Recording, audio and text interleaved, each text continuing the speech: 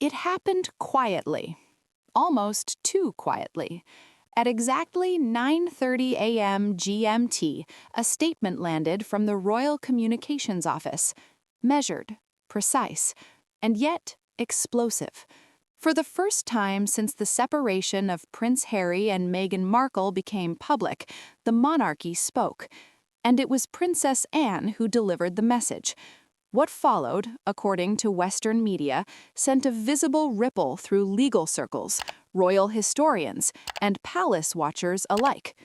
Before we go any further, if you value calm analysis behind the headlines, take a moment to subscribe and like this video. It helps keep these stories alive, and some stories, it seems, were hidden for far too long. According to the statement, Princess Anne confirmed the existence of a previously undisclosed marital provision, an internal clause, rarely discussed, never made public. Insiders say it was once informally described as a sovereign lifestyle accommodation provision, and it was reportedly agreed upon in early 2020, just months before Harry and Meghan stepped back from royal duties. What did it contain? According to sources familiar with the document, it outlined a series of personal lifestyle expectations during the marriage, expectations described as non-negotiable. Among them, according to the statement, were assumptions of access to diplomatic-level privileges, residences reachable by helicopter, regular private yacht use with full amenities, long-haul travel exclusively by private jet, and residential standards comparable to five-star spa retreats, whether permanent homes or temporary stays. Princess Anne made one thing clear. None of this, she said, was ever approved, guaranteed, or endorsed by the royal household. These were not royal obligations. They were, as she framed it, private expectations between spouses. And yet, this is where the story shifts. Those same expectations reportedly resurfaced years later. According to unconfirmed court reporting, elements of that clause were cited in filings with the Superior Court of California in Montecito. They were presented, sources claim, as unmet marital conditions that contributed to the breakdown of the marriage. Then came the response from the court. In a closed session on January 30, 2026, the claims were reportedly dismissed in their entirety. Legal experts speaking to Western outlets say the court viewed the clause as incompatible with U.S. family law and public policy. One observer described it as a category error, mixing private marriage with the language of statecraft. According to those reports, the filing was characterized as unusual, even theatrical, not binding, not enforceable. Princess Anne addressed the ruling directly. The royal family, she stated, does not accept the framing of personal marital expectations as institutional responsibilities. Any suggestion that the crown, the sovereign estate, or its operations were bound by such assumptions was described as categorically false. Then her tone changed. Without naming names, Anne spoke of what she called the dangerous instrumentalization of children, the use of family identity as leverage, the blurring of care with branding. According to royal observers, her words appeared to reference the ongoing custody discussions surrounding the couple's children, whose public appearances have been, as reported, sporadic and commercially intertwined since infancy. A royal surname alone, Anne suggested, is not enough. Children require stability, privacy, ethical grounding. And then, one final warning. As global headlines speculate about Prince Harry's future, Princess Anne closed with a sentence that many are still dissecting. The monarchy, she said, calmly, will not serve as a stage for personal theatrics, nor will it absorb the unresolved shadows of those who have chosen to leave. Those who walk away, she implied, must not pull the past back into the light of the crown. And with that, the illusion cracked. What Jordan Peterson described next was not an accusation. It was a diagnosis. A performance of suffering, he said, packaged as empowerment, rooted, allegedly, in selective silence within patriarchal spaces when that silence served ambition. According to his analysis, this is what he called archetypal hypocrisy, the unexamined shadow projected outward, not just shaping private identity, but influencing public symbolism. And in this case, he argued, that symbolism was sold to millions. As the media storm intensified, the palace was pressed for answers. Requests poured in. Clarifications were demanded. The response was brief and deliberate. Through Princess Anne's earlier statement, the Royal Communications Office reiterated that no official royal mission, no sovereign staff, and no representatives of the Crown were involved in the events referenced in what Western outlets have dubbed the Dubai Exposé. According to the palace, no UK delegation was dispatched to Dubai during the period cited, between May and August of 2010. No formal or informal interaction took place between any member of the royal family and the hosts or guests associated with the yacht now dominating online speculation. And yet, the material did not disappear. Unverified images began circulating in encrypted forums, heavily filtered, purportedly pulled from social media accounts deactivated years ago. Some users claim the photos show a woman resembling Meghan Markle aboard a large private yacht in the presence of men later linked by journalists to Gulf-based investment groups. Metadata attached to one image, according to online investigators, places it off the coast of Jumeirah Beach on July 21, 2010. That detail remains unconfirmed. But for Peterson, the images were not the central issue. The timeline was. According to his podcast, in the months following the alleged Dubai visit, Meghan's public profile rose sharply. A breakthrough television role, red carpet appearances, a new media narrative, ambitious, relatable, self-made. Peterson suggests this image may have been carefully curated, possibly designed to obscure an earlier transactional chapter that does not align with today's branding. He also pointed to figures in her social orbit at the time. One name surfaced repeatedly in commentary: Marcus Anderson, a Soho House executive, long associated with elite global networks. Anderson has not publicly responded to these claims. Royal watchers, however, have previously described him unofficially as an influential connector in high society circles. Nothing more, nothing proven. The dossier referenced on the podcast also alluded to distant overlaps with figures connected to the 1MDB financial scandal. There is no direct evidence linking Meghan Markle to those individuals. Even Peterson acknowledged that distinction.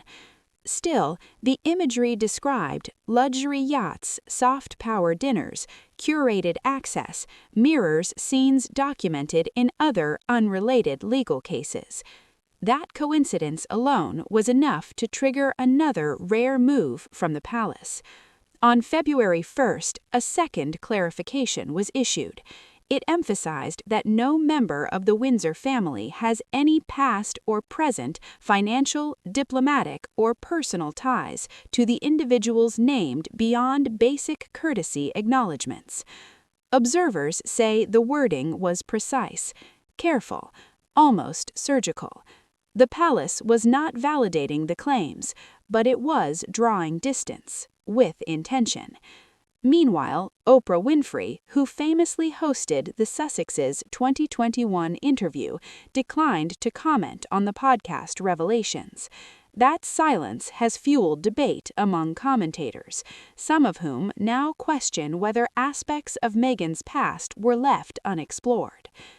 Critics argue that even if parts of the Golden Mirage narrative are accurate, it could challenge the carefully constructed image of moral victimhood. More broadly, it raises uncomfortable questions about authenticity, about modern media, about how narratives are built and sold. In the days following Peterson's remarks and the reported rejection of luxury-based legal claims in California, the royal family moved quickly to reassert its institutional boundaries. Once again, Princess Anne stood at the center. Her February 2 remarks, according to insiders, were not emotional. They were strategic. She reiterated a strict separation between royal identity and private indulgence, between the crown and any lifestyle pursued after departure. The Golden Mirage, she stressed, had no connection to crown diplomacy, state missions, or recognized royal itineraries. None. At a moment when inflation, housing shortages, and public austerity dominate daily life in Britain, the palace appears acutely aware of perception. Private luxury abroad, Anne implied, must not be mistaken for royal excess at home. To reinforce that point, royal accountants quietly pointed to the Crown's most recent financial disclosures. According to reports, less than a quarter of royal expenditure now comes from public funds.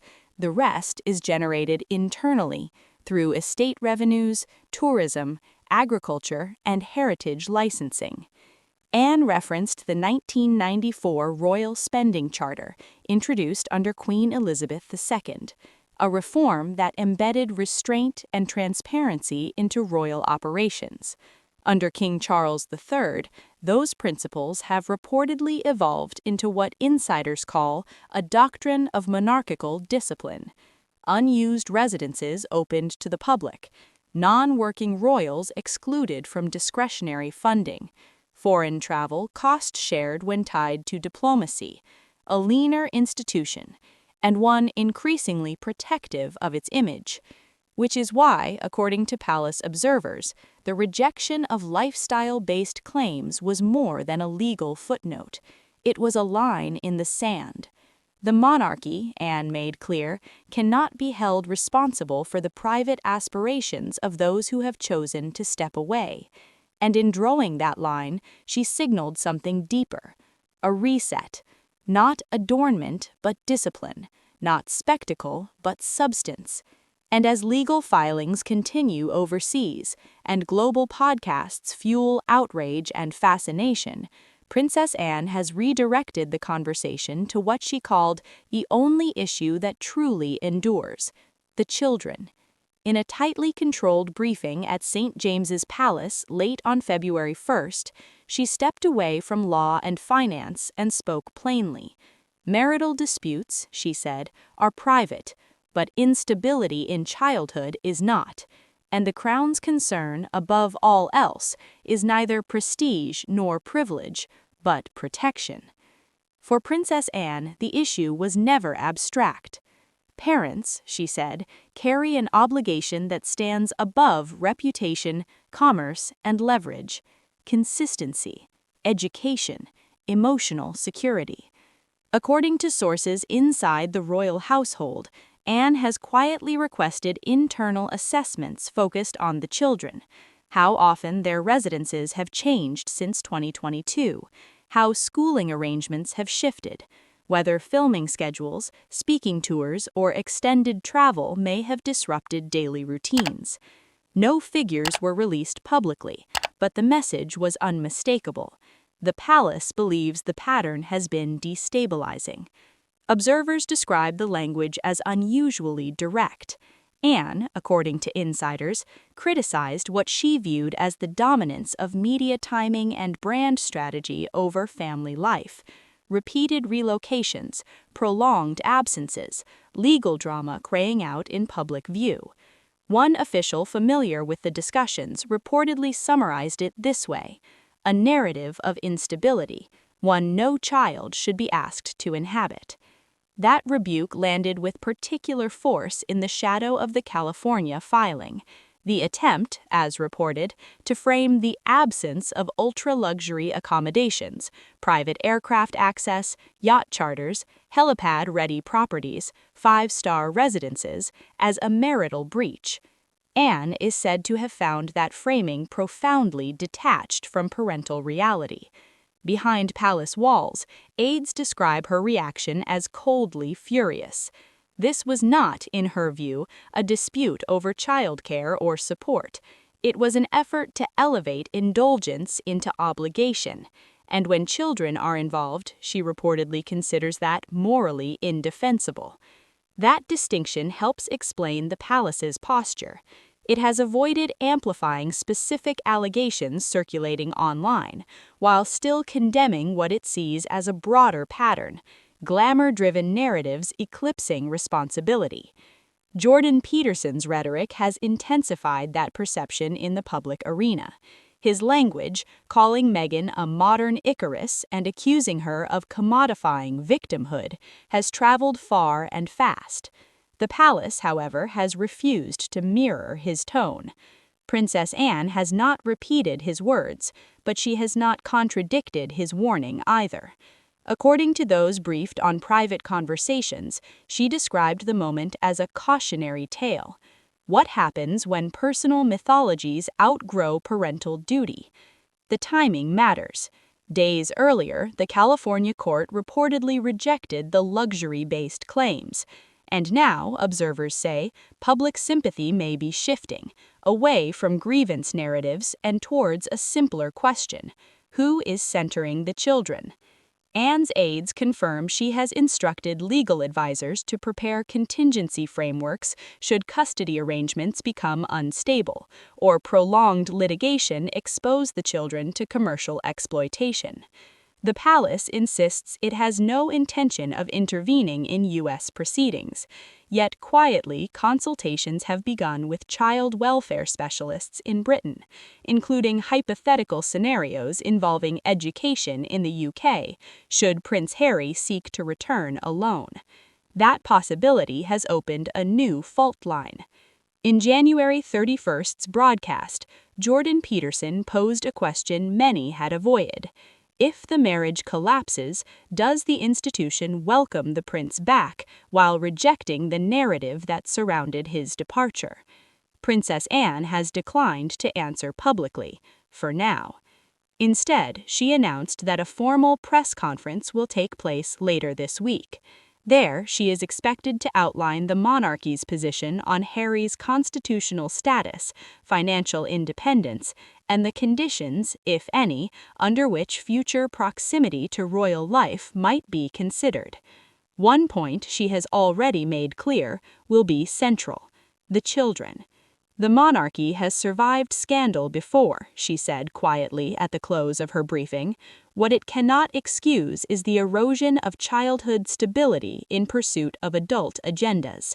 That line has since echoed across British media. Some commentators call it the severest moral rebuke directed at Harry since his departure. Others see it as a warning shot, signaling an institutional hardening now underway. Either way, the shift is unmistakable. The Sussex saga is no longer framed as a celebrity divorce. It is being recast as a test of parental accountability in an age of monetized identity, viral outrage, and narrative warfare. 3 days after the California court's dismissal, and just 24 hours after Anne's rare, direct statement, the palace began preparing for what insiders describe as its most consequential intervention in years. According to palace sources, Princess Anne will host an official press conference at Marlborough House on Friday, February 6th. Such an event is rare in the modern royal era, and its scope is telling. Prince Harry's status within the institution, custody implications for the children, and a firm warning to international media platforms that continue to associate the crown with the excesses of estranged members. Behind closed doors, Anne is said to have been relentless in preparation, strategic briefings with senior constitutional figures, legal counsel focused on cross-border family and reputational risk. At the heart of it all, a question once unthinkable, now unavoidable. If Harry seeks to return without Meghan, under what terms, if any, can the Crown accept him? Sources say no formal request has been made, but the collapse of the marriage, the financial strain of commercial ventures, and renewed scrutiny of past associations have shifted the institutional mood. For the first time since 2020, advisors are reportedly discussing partial reintegration under strict conditions. According to an unconfirmed draft outline circulating among royal correspondents, Princess Anne is expected to lay down several principles. Any return to service would require full legal and financial separation from all Sussex-branded ventures, media contracts, foundations, trust structures tied to shared branding. A formal letter of intent would be required, submitted to the Privy Council, affirming accountability, renouncing past public attacks, and pledging compliance with the Royal Code of Representation, revised in 2023, to prevent monetization by non-working royals. Access to residences, funds, or ceremonial roles would not be automatic. It would be conditional, probationary, subject to review by senior members of the family. Anne is also expected to address, indirectly, the viral podcast and the renewed attention surrounding the Golden Mirage. She is unlikely to confirm or deny any evidence, but the institution's position will be restated. No involvement, no endorsement, no recognition. The message is clear. The monarchy will distance itself from scandal, and it expects the same from those who once carried its titles. Most striking, however, may be her appeal to global media. According to a senior palace official, the tone will be firm. The Crown, they say, is not a passive object in the global commodification of royalty. Repeating false or misleading associations between the institution and private pursuits for personal gain is something the palace is now prepared to challenge, publicly and legally. And as that press conference approaches, one thing is certain: the silence is ending, and whatever comes next will shape the future, far beyond one marriage. What once sounded theoretical has now become operational. According to sources close to the Royal Legal Office, more than 100 instances have been documented over the past year in which royal branding was allegedly used without authorization. Promotional materials for books, streaming projects, speaking tours. In many cases, Prince Harry and Meghan Markle were presented using titles no longer active within the working monarchy. That pattern, insiders say, has triggered mounting concern not just from the public, but from Parliament itself. And now the palace appears ready to draw a line that cannot be blurred. Those who have exited the royal system, Princess Anne is expected to say, may not reattach themselves opportunistically to royal symbols, titles, or reputational gravity. Ambiguity, the palace believes, has run its course. According to aides involved in briefing preparations, Anne has introduced a phrase now circulating internally: symbolic closure.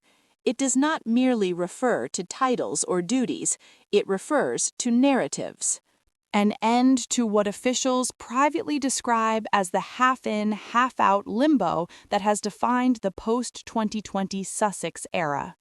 No more royal framing in memoirs, no more suggestive biographies on podcasts, no more implications that private brand choices carry institutional blessing. At the same time, Meghan Markle has remained publicly silent. Her legal team has declined all interview requests following the reported rejection of luxury-based claims in California. Still, media watchers speculate that a response may come, possibly through a U.S. network seen as sympathetic to the couple's earlier narrative. That, however, remains unconfirmed. Inside the monarchy, preparations continue. One official described the mood as firm but not vindictive. The objective, they insist, is not punishment, it is protection. Protection of the institution's moral framework, protection of lineage, and, above all, protection of two children who, in Anne's words, deserve not spectacle but structure. As this volatile royal week draws to a close, Princess Anne is preparing what aides call her final word, not just on Harry and Meghan, not just on divorce or reintegration, but on something larger. According to internal communications reviewed by senior correspondents, the palace intends to close Anne's press conference with a brief but decisive declaration, a crystallization of a new doctrine: moral clarity over media ambiguity. The Crown, she is expected to state, will no longer tolerate the repackaging of institutional strain as commercial content, a reference not only to past interviews but to a wider ecosystem: ghostwriters, influencers, platforms, where memoir blurs into manipulation. Jordan Peterson's viral commentary is not expected to be echoed, but insiders admit it accelerated an overdue reckoning, not because of its specifics, but because it exposed how vulnerable the monarchy has become in an age of narrative distortion. One line, circulating privately as a draft, has already drawn attention. A royal name is not a mask for profit, nor a stage for spectacle. It is a responsibility, earned, held, and when misused, relinquished. Diplomatic in tone, unmistakable in meaning. Many interpret it as a quiet repudiation of the entire Sussex media strategy, and more than that, a signal that the era of silence as defense is ending. This moment, the palace believes, is not about image, it is about legacy. The Crown does not see itself as ceremonial alone, but generational, and to preserve it, Anne argues, means anchoring it in values that resist commodification: restraint, accountability, public duty, and truth. Meghan Markle may never respond to questions raised about her past associations. She may never engage with Peterson's critique or Anne's measured condemnation, but the palace no longer requires a reply. With this sequence of statements, its position is set. The age of ambiguity is over. The House of Windsor is drawing a clean boundary between institution and individual, obligation and performance. And the message is not for one person alone. It is for a culture that too often confuses exposure with honesty, platform with virtue, and curated suffering with moral authority. February 2026, insiders believe, will not be remembered as the month a marriage ended, but as the moment the Crown chose to speak, not in outrage, but in order. And that, in Princess Anne's view, may prove to be the most lasting legacy of all.